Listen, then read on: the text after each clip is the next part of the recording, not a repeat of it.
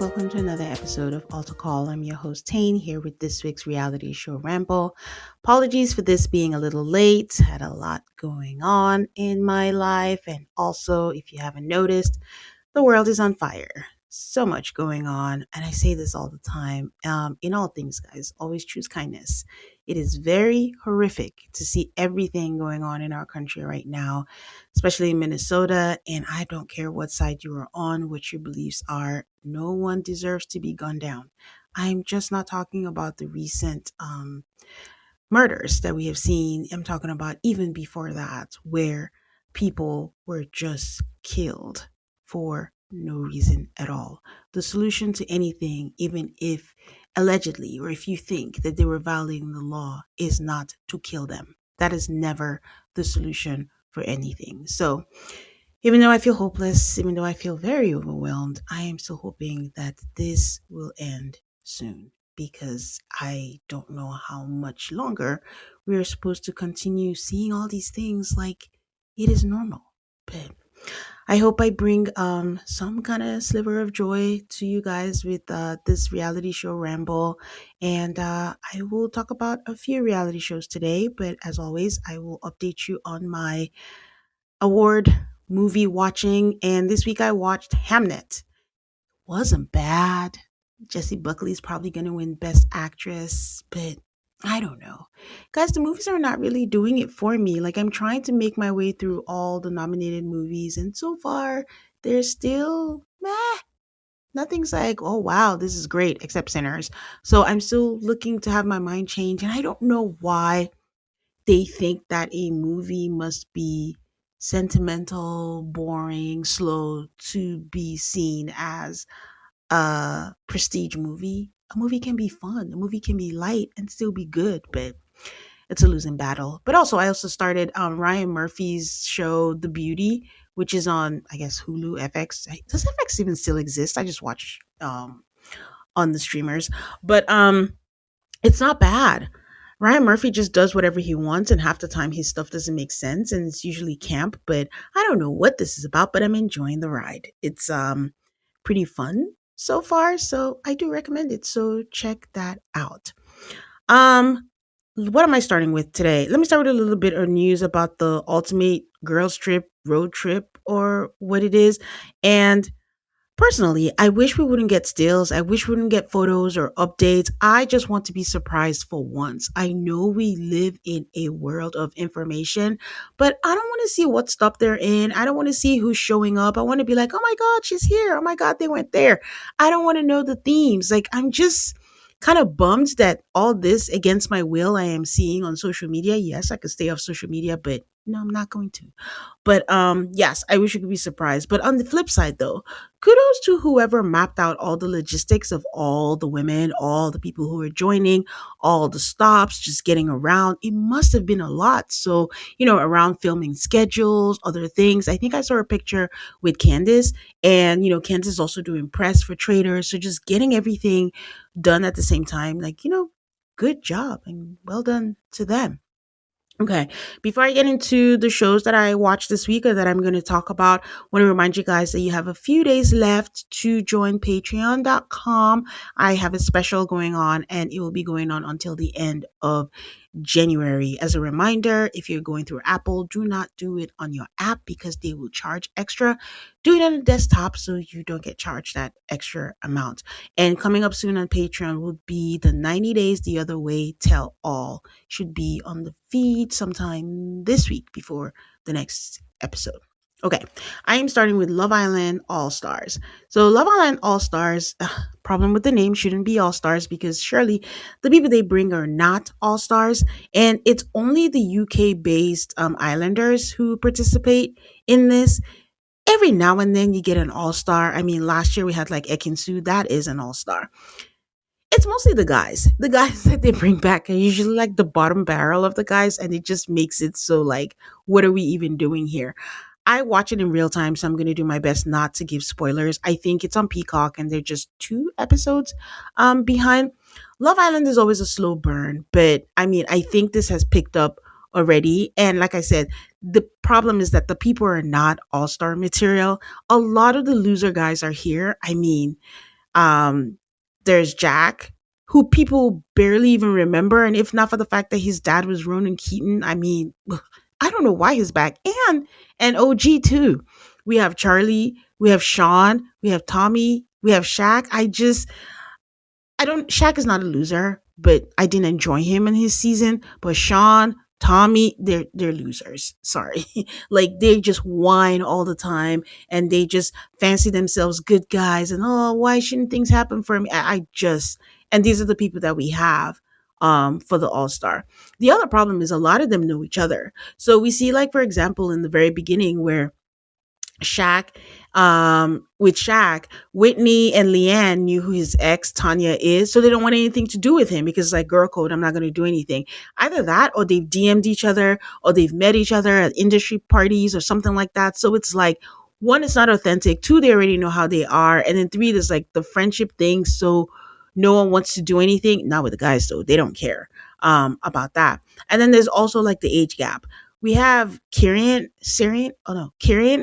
who's 23, Millie, who's 28. And then, there's just, what are we doing here? Some of these people are talking about they want to get married. Someone like Tommy, who's like 23, I think, he's not about that life. What are we doing? So I'm not saying it's not possible. I remember we had, was it Lauren and Wes at the time when he was 22, but it's just hard to take them seriously. So that just already messes with the dynamics of what it is. But it hasn't aired here yet, but there was just a whole lot of crying. Like everyone seems to be miserable to be here. You know that they're all coming back to kind of revive their influencer and, be relevant again. So it's just, are you really here for love? There was a lot of crying. There were, I promise you guys, 4 or 5 cast members crying on one episode, and that's men and women all together. So it's just a lot. I say all this, but I think I am still enjoying it. I'm actually still enjoying it, but it's just truly hard to take them seriously, especially when you have people who are back to back serial cast members. You were there last season. Why are you here again? And I'm supposed to take you seriously that you really want to find love. I don't know. It's an interesting viewing experience. Let me put it that way. And I mean, Scott is here. Scott has been on back to back seasons. Scott has been on the American version. Scott has been on the perfect match on Netflix. How am I supposed to take you seriously? I will say I'm very surprised that Whitney came back. I think like she's beyond the show and just the way that, she was treated in the show the first time and being treated again this time, it was just really hard to watch. I'm just like, oh, man, I wish she didn't come back. But I know I'm contradicting myself, but I am enjoying it. I'm not gonna lie. So Love Island just has its way, but so far I'm enjoying it. I do appreciate the fact that the British cast don't give a fuck. They're just going to do what they want to do, no matter how selfish they come across, no matter how it feels like, oh, they don't care about, oh, how is the public going to see me? How is it going to affect, my influencer gig or whatever? They just do whatever they want to do. So I guess that makes for good TV because they don't care. So it's not predictable. So that's why I enjoy it. So I would recommend it. I think give it a try. Let me know what you think on Peacock. Okay, the other show I'm going to talk about is The Boyfriend. Oh my God. This is the second season. There's only been one season. So The Boyfriend is a Japanese dating reality show. It is a show that features like a cast of, it starts with 9, I believe, Japanese or Asian descent men, gay men. So they come in there, they share a residence. It's usually called the Green Room, and they usually film like in a town in Japan, and it's usually during winter. It's always cold. When they film every day. And then for them to kind of like have something to do, they do have their phones and all that. But for them to have something to do, they have like a coffee truck that they have to run. And every day they have like an iPad that sits on there. A cast member is selected by the show's producers. We never see the producers. And they pick one person and they say that person needs to select another participant to run the truck with them that day. So they run the truck that day. They get to interact. They get to talk and they sell coffee. And I think they get to keep the money. So it's just a way for them to hang out. It's a lot of people in the house, and it's a way for them to hang out outside. So if they have feelings for someone, they can have a conversation. They can get to know them better while the rest of the cast just kind of socialize. So every now and then they further down in the season, they get to go on a date or they get to do things, and they give them little things to do. They're not challenges, but like already in the beginning of the season, they made them write letters anonymously to the person that they find attractive or that they like, and they put it in their letter boxes in front of their rooms, but they don't know who it is, and they never reveal until they want to later on, or maybe somebody guesses.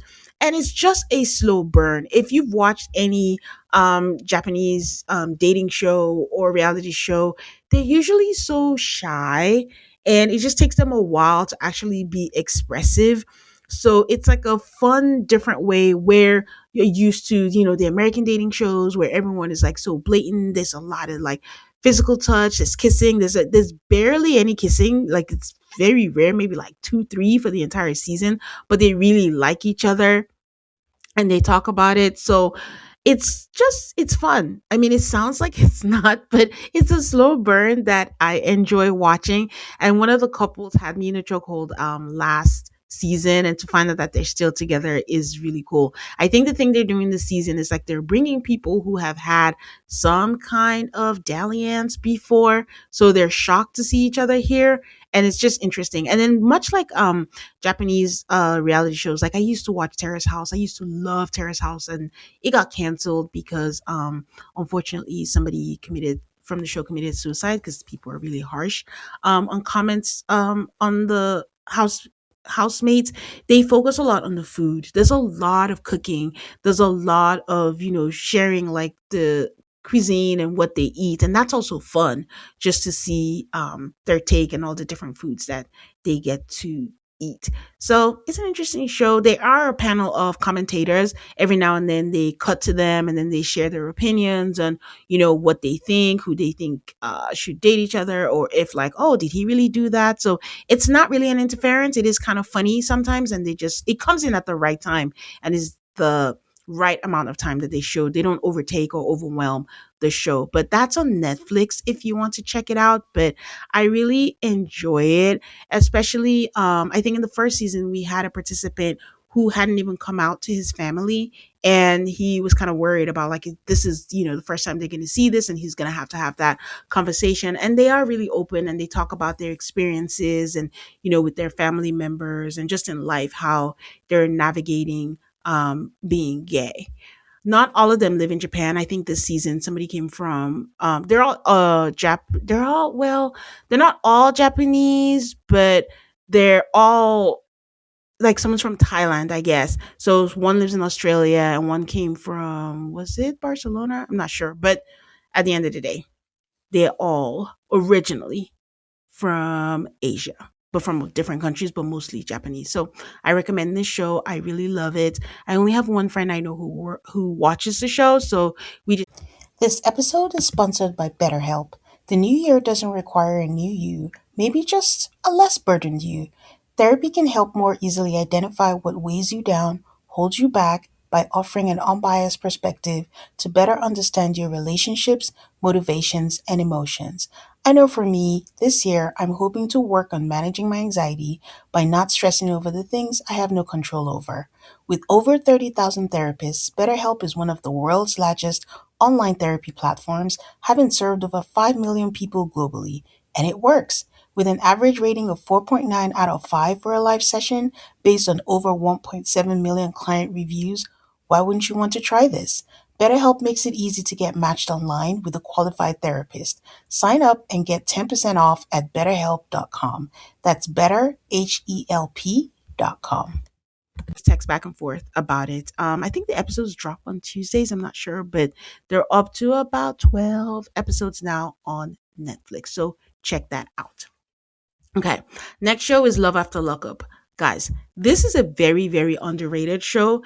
The joy that I used to get from 90 Day Fiance, I now get from Love After Lockup. It's that joy because Love After Lockup, they rotate their cast also, but they know when to let them go. Like we've had them come, like cast come back, but before it becomes stale, we get a fresh set of nut jobs, and it's just like fun to watch people. It's already a fascinating premise. Like you are completely different from me in the fact that you are willing to date someone who is incarcerated. So I'm already intrigued. It is something I want to confidently say that I will never experience in my life. So to see someone else live that and watch it play out and watch them and their thought process is so fascinating to me and is very enjoyable to watch. This season we have a different different it's than we've seen before. Okay, this season we have a sex worker. Her name is Emily. She's 26. She's a single mother of one, and her partner is in jail, Justin, and he has a problem with her being a sex worker. And half the time she's on the phone trying to placate him. I don't She flew into Vegas. I don't know if this is the Bunny Ranch, because it's the same setup. They all have to line up and then they ring the bell, and then she literally, we had to watch all this. I don't know if the person who came in, her client, was maybe paid because he didn't have his face blurred out and he was fine being shown. And we watched her saying, "Oh, 1 second, I just have to have a dick check to make sure like you're good and there's no lumps and bumps before we go further." And I'm just, wow, this is where we are in Love After Lockup. And in between that, he's calling from jail, Justin, just to say, like, he thought he was fine with it, but now he's not fine with it. He doesn't know how they're going to do it. And she's like, "I just need to provide for my child. And this is what I do." So then he also shares that he's not going to be out of jail as soon as they thought that he was going to be, because he had a misdemeanor. But off camera, we find out that Justin passed away in jail, and they're not addressing it on the show. Like, usually, at the end they go in memory of, but I don't know if they're going to tell us, or I don't know if they should have pulled the story completely. I don't know what the right thing to do is, but I was very shocked to find that out. But their story is playing out on Love After Lockup right now.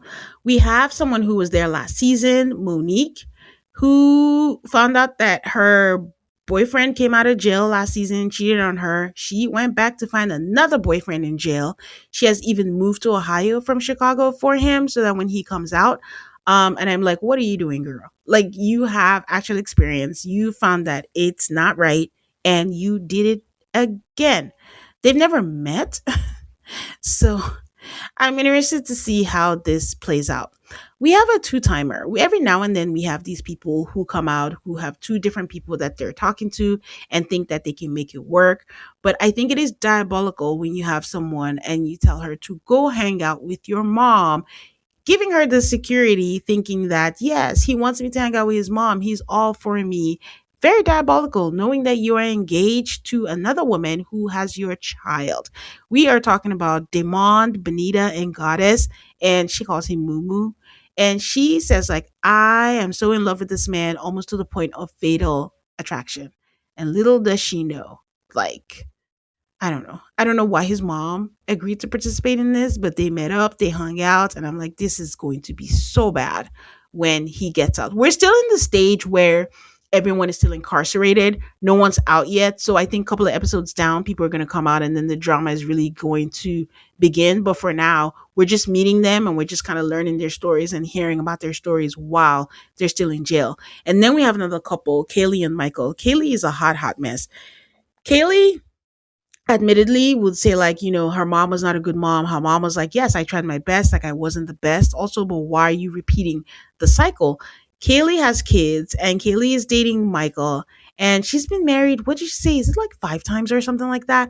And she is broke. She is maxing out her credit cards for Michael. She is getting him everything, and she is not even checking for herself or her children. And yet we have Michael, who is very financially savvy. She does not know that. He is hiding money from her because his mom is keeping money for him in his savings account, about 14,000, while she's going bankrupt supporting him. And I'm like, what even is this? She has like a 15-year-old daughter that I'm just like, I think you should do better, if nothing else, for her. Like, you shouldn't be doing this, and repeating the cycle. And she knows it, but she can't, help herself. So I'm looking forward to seeing how this plays out. I think we're only like 2 episodes into the season, and I think it is going to be a good season. So check out Love After Lockup. That comes out on WeTV if you are interested. Okay. Next show is Ready to Love. Ready to Love is done. Detroit season was such an upgrade from the disaster that was Philly. Philly was so bad that they had to take a break from themselves for so long. And then even the janky wedding that they had from the beginning of the season is done. Camille and Cornelius, she just put out a statement and said that they were done with that. I wonder if that was a legal wedding though. Well, we got some couples out here, at the end. There was one person who chose themselves as they should. Ashante was never going to catch up with them. Bello and Dominique were already a thing, and so were the other couples. So I'm glad that she saw that and she decided to choose herself. The thing about the show is I've always been fascinated by how much they get to keep private off camera. It's almost like they don't show how they are physically. Like if people connect and they're connecting well, we don't know how they've progressed physically or how far they've gone physically. I think we had one season, but it came out in a fight where we found out that there was a couple that was sleeping together, but we didn't know. But I think it's like a conscious choice not to show us that part, and it's just the dates on camera, the group dates, and then the catch up with Tommy in the cave.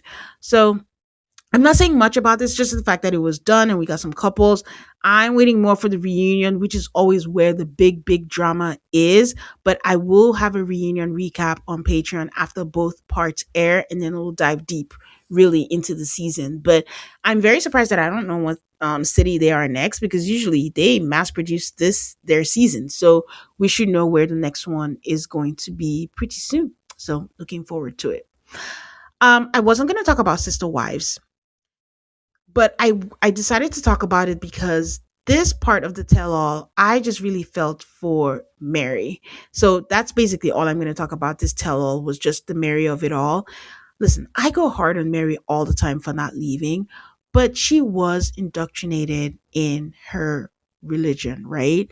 And they do touch on that a little bit, on how, like, a long suffering wife kind of equates to being a good wife. And that's all she knew. And she's just hung in there all this while, waiting for him to end it, even though all the signs were on there and she should have left earlier. I've always said that giving up her legal rights to Robin must have been so painful for her. But, just thinking about it, Mary's no saint. Mary made her mistakes. I'm not saying that. But she went through so much. Just thinking about it, and just how she was the original wife. She's the only one who had a chance to be with Cody by himself and had to deal with not one, not two, but three more wives coming up. And the more they came, it feels like the worse that she was treated. And as if that wasn't enough, the second wife was her sister in law. Like, they never really addressed that all through the seasons of the show. I mean, we knew already, but it's just the fact that that had to be so complicated. I mean, she mentions that because it's all about, but I think what brought all this up, or what caught my attention, was when they were talking about the apology, and Suki brought up Cody apologizing for not keeping Janelle safe and all that stuff.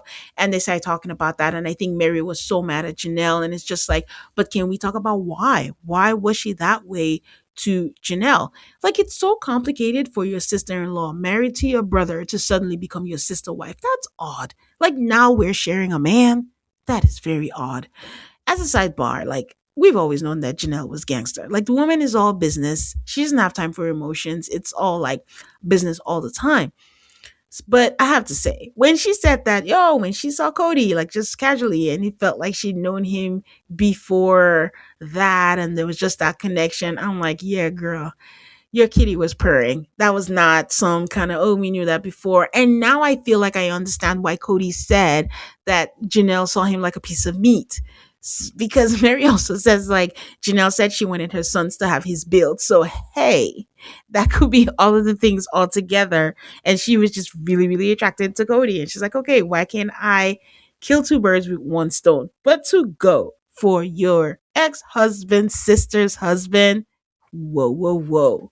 Like, she saw what she wanted and she went for it. And I really wish Suki pushed more on, did anyone stop to think how Mary felt? Because she was like, oh, they invited you to be in there. And Janelle's like, no, I asked to be in their family. I know Mary kind of talked about it, that they talked about it, they said that, but clearly she lost. But it's the fact that they made her feel bad that she felt some type of way. I'm sure they spun it in a way that, God said she had to join the family and Mary just had to deal with it. Like it's God's wishes.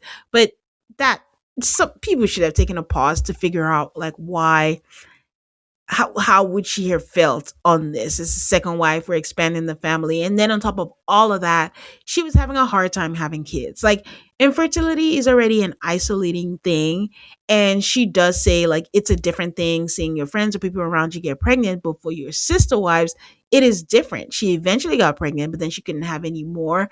And I do think like, Cody could have been more sensitive to that if he was a good person, but he can't. And also he didn't love her. Like Cody just treats you according to how much he loves you. So in terms of like Robin is who he truly loves, so he went into protector mode. So, I think who was it that said the same, I think it was Janelle that was saying it, that the same way that, he's always so protective of Robin, he should understand why Mary is protective of her friends because it's the people who are on her side. Robin saying that she doesn't care if the women think Cody can be emotionally present. She's like, I don't care. Like, I know that he can. I'm just sick and tired of her acting like she doesn't want to be there every season. If she's going to collect a check, she needs to be more present and she needs to participate. But yeah, that's all I want to talk about with Sister. I was just like, my heart went out for Mary this season, just thinking about how hard it must have been for her. And then she was an enemy. I mean, she's still saying like, yes, she overreacted. But I mean, how else is someone else supposed to act in that situation? Like, it's kind of crazy. There's just a lot for her to deal with. And who was she going to confide in? And her husband was not her safe space. So, sucks. I really hope she finds happiness eventually. So, okay, those were all the shows that I managed to clock in this week. As always, let me know if there's any show that you want my opinions on. I will be happy to talk about it and look out for new Trader episodes coming out soon. As always, please give me a 5-star rating on Apple Podcasts and Spotify and stay subscribed so you don't miss out on any new episodes. Until next time, guys, bye.